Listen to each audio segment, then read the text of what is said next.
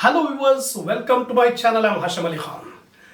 So I have completed 3 topics, that is salary, allowances, perquisites. In the starting video I told you to compute the income from salary, the components of salaries are 4. First, salary items, second, allowances items, third, perquisites, and fourth one, profit in lieu of salary.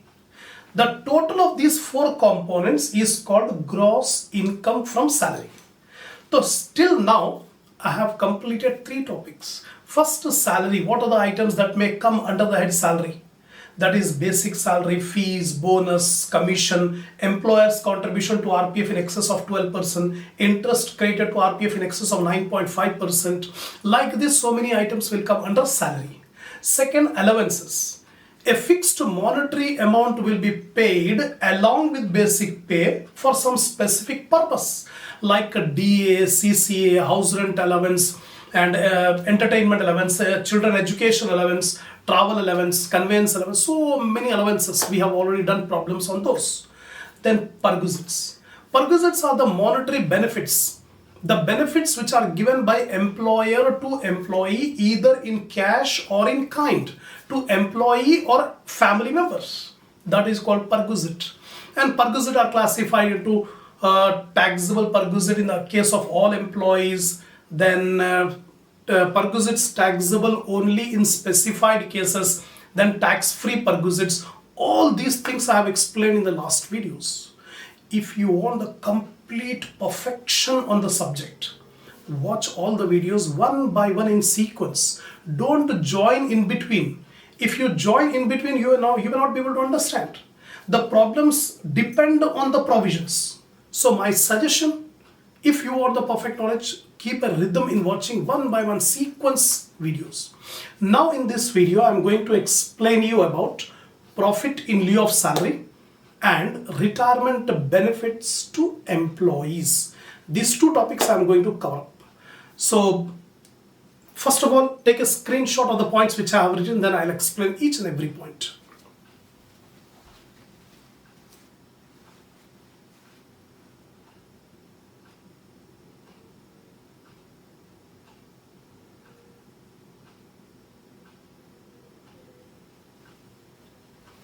Come on. First of all, I am going to discuss here about profit in lieu of salary. In examination, a theory question was frequently asked in previous years. Explain about profit in lieu of salary. In lieu of salary means in place of salary. In lieu means in place. So profit in place of salary. So what does it mean? If the employer pays any amount instead of salary, any other amount which is paid, that means replacing the salary, that is called profit in lieu of salary. Generally, these amounts are paid where salary ceases to be a regular payment. When salary ceases to be a regular payment, the amount which is paid is called profit in lieu of salary. Very rare items this will come in problems. So example of those items which are taken under profit in lieu of salary are, first of all, any compensation due or received in connection with the termination of employment, termination of service, or modification of service conditions. Sometimes the service is terminated or the service conditions are modified. In that case, some amount will be paid. Example, Mr. X is an employee. During the current previous year, there was some changes in his service modifications. Their modification in his service conditions. Then what will happen? The employer will make some payment because his service conditions are modified or services are terminated. So the amount paid on termination or modification of services will come under profit in lieu of salary. Secondly, any payment received from the present or former employer in appreciation of his services. When the employee genuinely gives services to the employer may appreciate. The employer may appreciate the services given by the employees. In appreciation of his services, the employer will make some payment to the employee. That is also taxable under the head profit in lieu of salary. Next one, refund from URPF. In the next video, I am going to explain you about Provident Fund. So different types of provident fund are there: statutory provident fund, recognized provident fund, unrecognized provident fund, and public provident fund. SPF, RPF, URPF, PPF. In that I'll explain you in detail, but right now time being, remember, any amount refunded from URPF, unrecognized provident fund, employer's contribution and interest thereon, that is refunded. Then amount received under Cayman Insurance of LIC. In India we have Life Insurance Corporation. There's a scheme called Cayman Insurance Policy. If a person got refund from Cayman Insurance Policy of LIC, that amount refunded will be taxable under that profit in lieu of salary. Next, amount received before joining employment from the prospective employer. Before joining the employment, if the employee receives something from the prospective employer, future employer, that means before the employment begins, if the employer has given some amount to the employee, that will be taxable under profit in lieu of salary. So 5 examples I have given, those examples where the amount will be taxed under profit in lieu of salary. So this thing you have to remember for theory question. Normally it will be asked. In problems, very rarely you will come across a point under profit in lieu of salary. The following are not to be included under that profit in lieu of salary. Specifically, Income Tax Act has specified these are the items that will be paid on termination of employment, but it is not taxable under that profit in lieu of salary. It will be paid on termination, on retirement, on death, but this amount will be paid will be taxable not under that profit in lieu of salary. It will be taxed under the head salary, unexempted amount. Some amount is exempted, some amount is unexempted. The unexempted amount will be taxable under the head salary. So what are the items? Death cum retirement gratuity. I will explain you what we mean by gratuity here. Second, commuted value of pension. What is pension? What is commutation of pension? I will explain. Third one is leave encashment on the eve of retirement. At the time of retirement, if there is encashment of leave, that will also be taxable. Refund from SPF and RPF, refund from statutory provident fund and recognized provident fund. Lastly, retrenchment compensation up to 5 lakh rupees. These are the items that will be received by an SSC at the time of retirement or on death, and these will not be taxable under that profit in lieu of salary. It will be separately taxable under that salary, unexempted amount.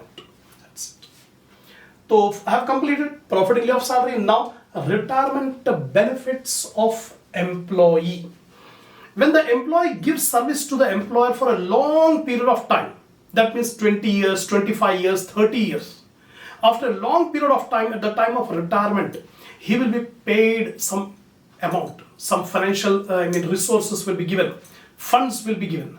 So what is the taxability of that funds? That we are going to study. But before taxability, we will know what are the things which an SSC, which an employee will get at the time of retirement. So employee may get pension. After retirement, he may get pension.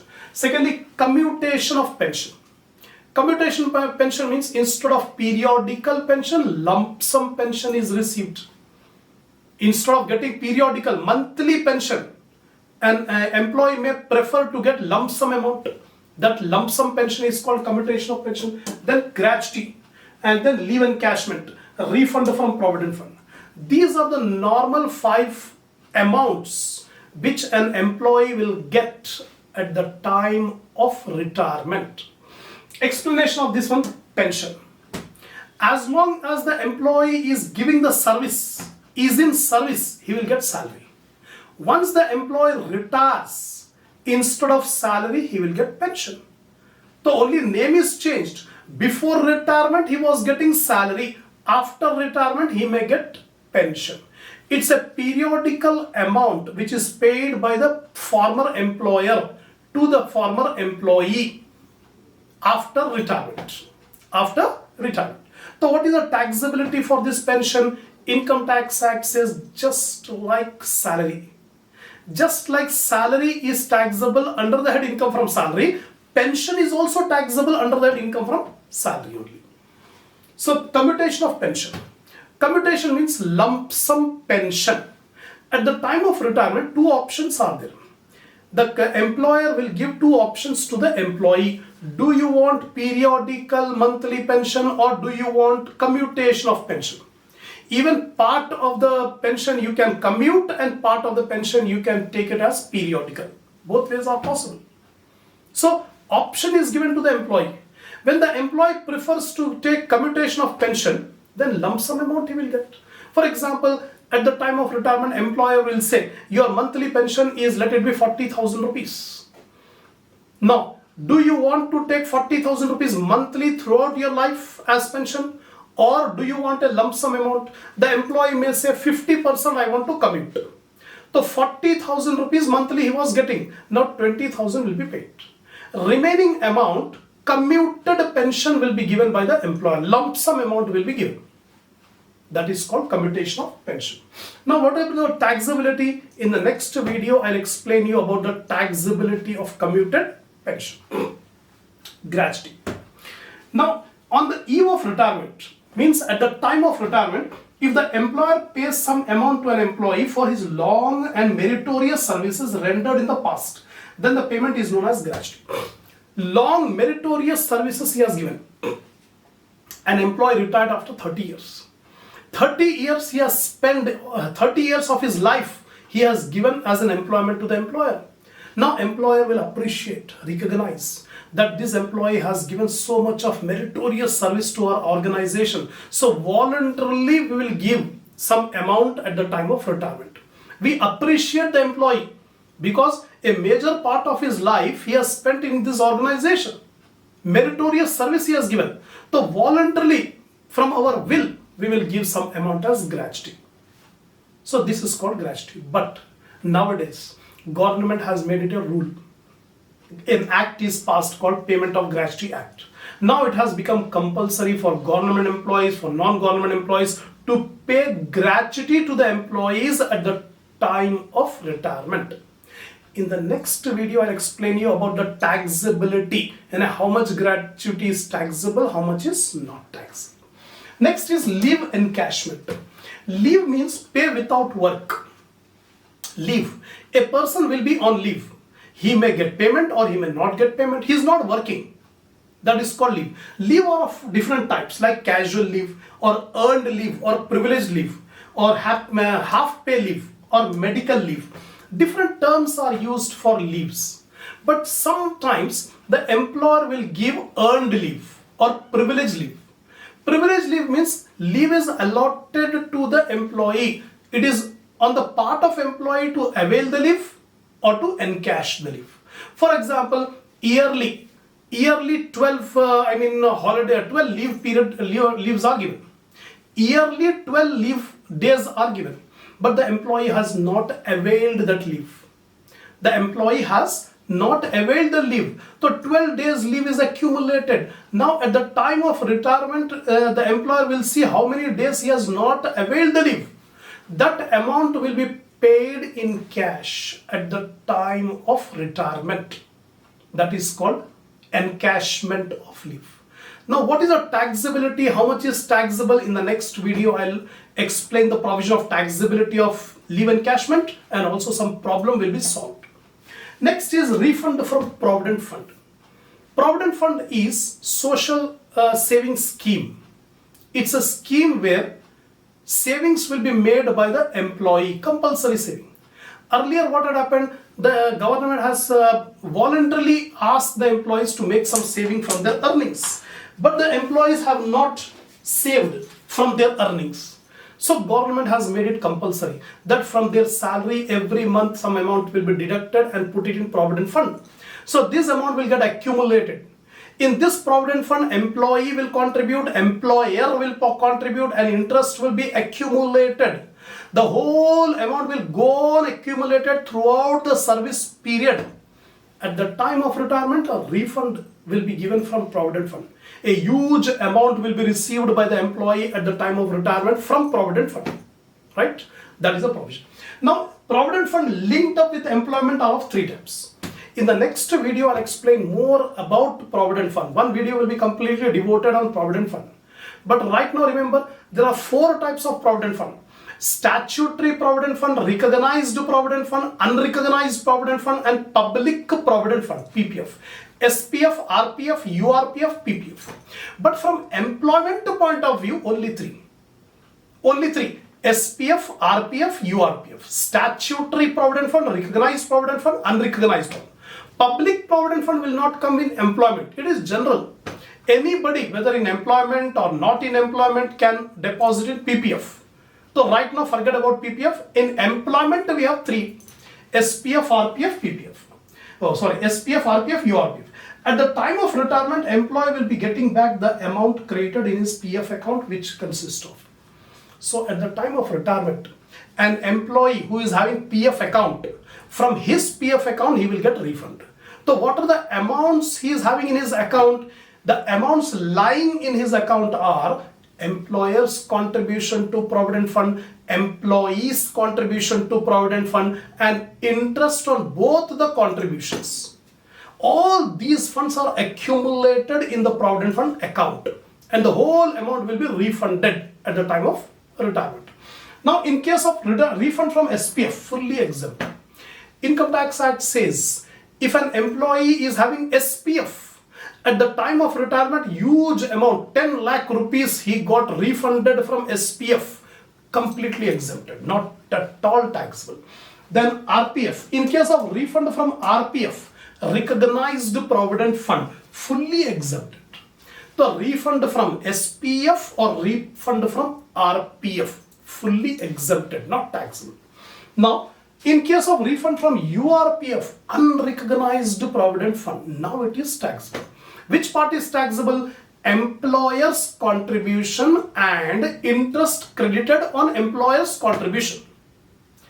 So in URPF, three items are there: employee's contribution, employer's contribution, and interest. So URPF, the refund made from URPF to the extent of employer's contribution and interest on employer's contribution, that one is taxable. That is taxable. That's all. So in this video, I have explained you about profit in lieu of salary and what are the retirement benefits an employee will get at the time of retirement. Inshallah, in the next video, I'll explain about gratuity, commuted pension, leave encashment, etc. Then we'll do the problems.